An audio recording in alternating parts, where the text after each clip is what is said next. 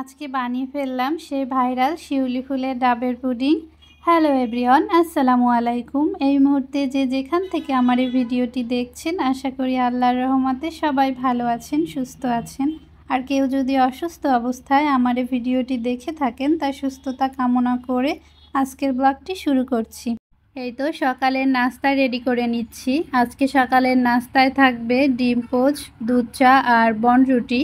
আমার কাছে তো এরকম 1 কাপ দুধ চা দিয়ে বনরুটি ভিজিয়ে ভিজিয়ে খেতে ভীষণ ভালো লাগে, কিন্তু চায়ের নেশাটা খুব একটা নেই। মাঝে মাঝে শখ করে খাই, এই আর কি।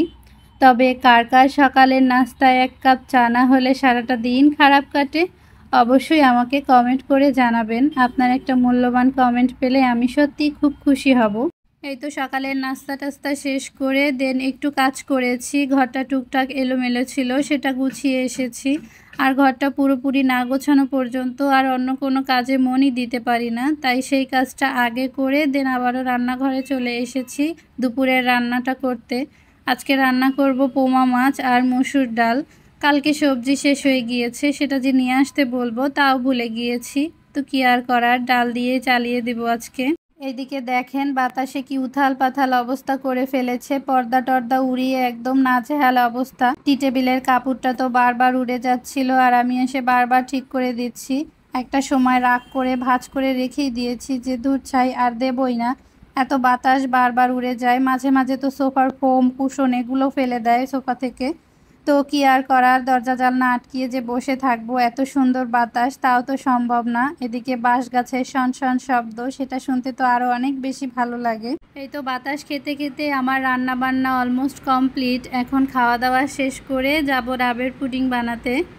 তো ডাবের পুডিং বানানোর জন্য এদিকে আমি নারিকেল উঠিয়ে সেটাকে শিউলি ফুলের শেপ দিয়ে নিয়েছি, এরকম একটা শিউলি ফুলের কাটারের সাহায্যে। আর এই তো গাজর কেটে আমি ফুলের স্টিকটা বানিয়ে নিয়েছি, আর একটা টুথপিকের সাহায্যে ফুলের মাঝখানটা ছিদ্র করে তার ভিতর স্টিকটা বসিয়ে দিব, তাহলেই রেডি হয়ে যাবে শিউলি ফুল। ডাবের পানিটা খুব সুন্দর করে ছেঁকে তার ভিতরে চিনি আর আগার আগার পাউডার দিয়ে দিতে হবে। তারপর ভালো করে মিক্স করে চুলায় বসিয়ে দেব, অপেক্ষা করব ফুটে আসার আগ পর্যন্ত। বলক চলে আসলেই উঠিয়ে ফেলবো, বেশি টাইম ফুটানোর প্রয়োজন নেই। তারপরে যে পাত্রে আমি পুডিংটা সেট করব সেটা ঢেলে নিচ্ছি, ঠান্ডা হয়ে গেলে ফ্রিজে ঢুকিয়ে রাখবো। এই তো তৈরি হয়ে গেল আমার শিউলি ফুলের ডাবের পুডিং। এই তো আজকের ব্লগটি এ পর্যন্তই। আশা করি আজকের ব্লগটি আপনাদের কাছে ভালো লেগেছে। ভালো লেগে থাকলে প্লিজ একটা লাইক করে দিবেন।